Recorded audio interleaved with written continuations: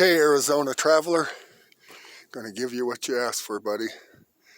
So we haven't been here, really, you guys, for about 2.5 years. Bria was here for a while. Everybody knows what happened there.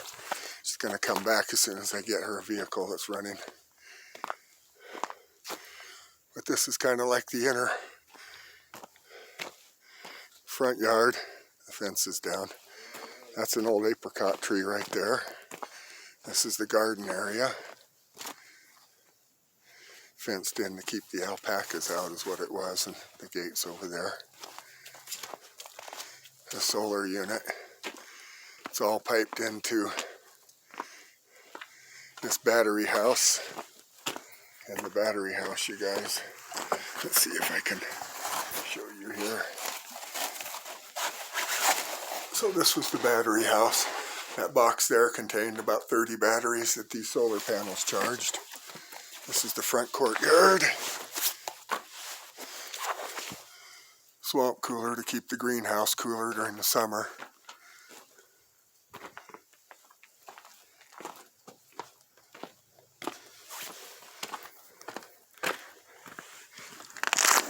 And this is the greenhouse that I built. I built this whole greenhouse, you guys, out of scraps. Everything was salvaged. All the windows came from Habitat for Humanity 1300 South in Salt Lake. That wall, I did use some new 2x4s and stuff in the construction, but all the windows, the glass on the top came from the bus stops in Seattle, Washington, when they redid them. If everyone remembers that light green glass, excuse me, that was the bus stops in Seattle. That's what the top is. This was the original greenhouse. And I realize it's going to be dark. But there used to be a wood stove right there. When Phyllis was good and healthy, she used to be able to come out here during a snowstorm and sit and have all of her plants and everything around her in this room. Yeah. And this was our bedroom. You guys have to realize the place got tossed. Bria's cleaned it up quite a bit. It's the hot tub, we have a toilet, all the good stuff in here. And you guys out here, when you're living off grid, that right there is ghetto fabulous, trust me, to have a toilet that flushes and not use an outhouse, and a sink with water and everything that runs. The hot water on demand. And this is all closed up, you guys. It looked a lot different when we lived here. And Bria's cleaned it up quite a bit since it got tossed. But this was the main living room. And I realize it's dark. There's nothing I can do about that. The door I got nailed kind of shut now. Best I can. That's our old wood stove. And then the breezeway between the places. And the kitchen. And that's a propane run refrigerator, freezer. And I drywalled the whole inside of this, you guys. My son and I, about 4 years ago, drywalled the whole inside of this and finished it. Let's see. Hold on a second.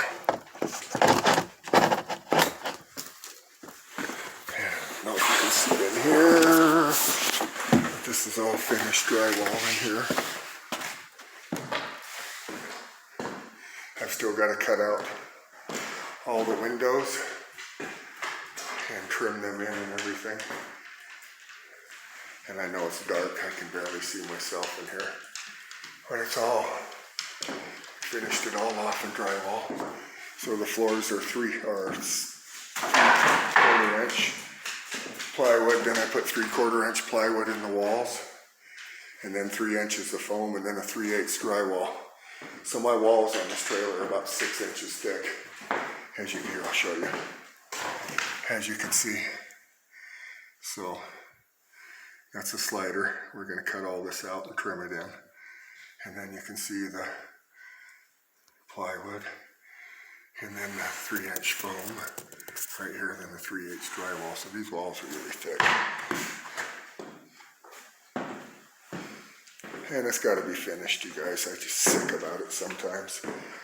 I was going to put a little wood stove in right there with glass. They make these glass ones that are really pretty. And it was all going to get finished. This is the bathroom I was working on. It's going to have a shower instead of the hot tub like we have in the other bathroom. And this stove, you guys, Phyllis absolutely loves this stove. And we've got another one almost like it in Wells. You don't need any electricity at all. It all runs off propane. So if the power goes out and there was no wood and we had propane, that would at least warm it up here. But it's off-grid living, you guys. That's going to get piped out for gray water. And I know a lot of people think, ooh, whoa. But I can tell you when I lived here, some of the best years of our life right here in this old little shack. So that stove has kept us warm many a nights. That's for certain. Even the nights I had to fall asleep right near it and keep loading it full of wood all night because it's a wood eater. It's not one of those really nice airtight stoves. And that's the tour of the house. That's the barrel stove I'm going to put in right here. So there's an old window right here. It goes into the greenhouse. I'm going to stack rocks and bricks all the way there. Turn this wood stove this way so we load it from the front right here. And it'll get piped out right there and go up about 8 feet above this. And all these rocks, when I get a bunch of them stacked in here and on top of this barrel stove, when I get it turned the other direction and piped out, that wood stove, that barrel stove will heat those rocks. And I think with maybe 2 loads, it should heat those rocks and radiate all night long, as I got a fan system that runs on batteries. This was the start of Bria's indoor garden she was going to do over the winter, which we'll probably still do. They're not going to run us out of here. I'm going to get her a car, and she's coming back. And I feel sorry for any bastards that come up here to bother her. I have to keep the water flowing here, you guys, during the winter, or else it freezes up. So we're just going to have to pay the water bill and let it go and keep moving the water and just keep moving it. And I don't want to turn it down any more than that for fear of it freezing. If it freezes, then I have to wait to thaw it out myself or warm it up. But we had at one time a 40-tree orchard in here. These are all apples: peach, pear, apricot. And like I said, we haven't been here for 2 years to take care of it, and it's apparent.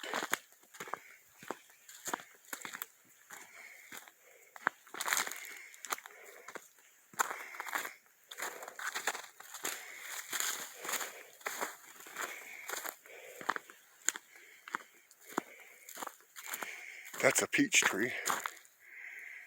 That was my favorite tree in the orchard here. I'm afraid we've probably lost it. I know we've lost this one. That's an apple tree. It's been freezing. The leaves are still on it. Amazing.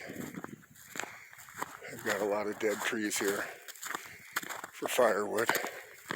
That's what happens when you leave. But Phyllis is more important than any piece of property. And us moving to Wells and being close to medical help has saved her life already. Had we been here, I wouldn't have Phyllis anymore. And I couldn't imagine that. This is the Conex box. This was going to be what's called a wahine.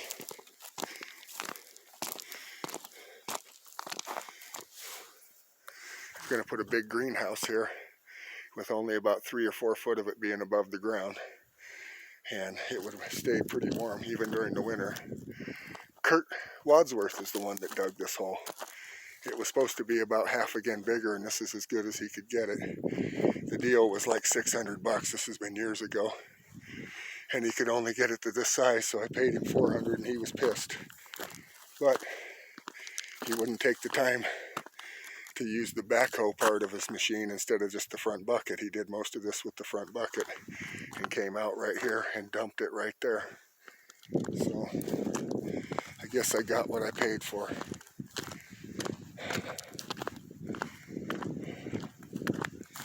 What a mess it is out here. I collected a bunch of these old ammo boxes from World War II, 50 cal boxes.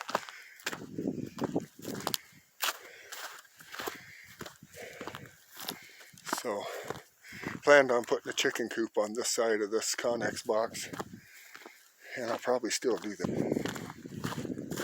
You can see everything's been wind frapped. We had like a 90-mile-an-hour windstorm here a few years ago, and it frapped the metal shed, spread it everywhere. I guess it's been about a year and a half ago, 2 years ago, since we left the property. So that trailer looks like hell, but on the inside it's completely new drywall. And I'll work on the outside when I can. These trees up here,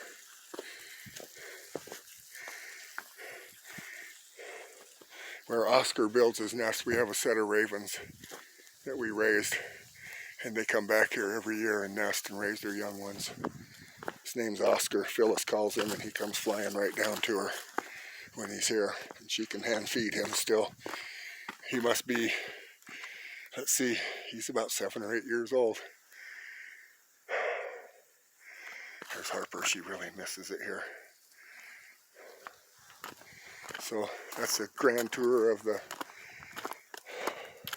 Mariah's Oasis. That's what Phyllis named this place.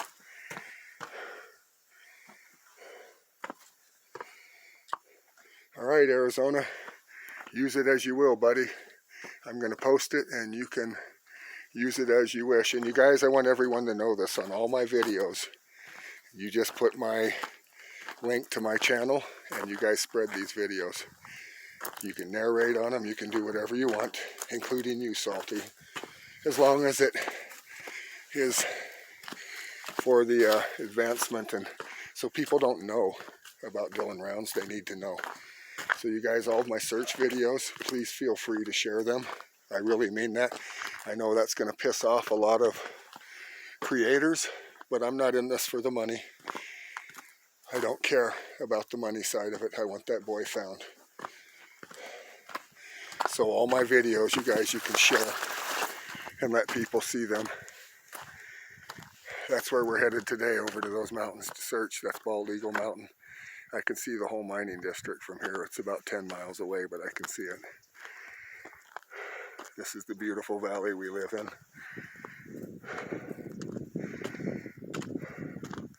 That white spot up there where all the snow is, that's where Montello Springs is. That's where our water for the town comes from.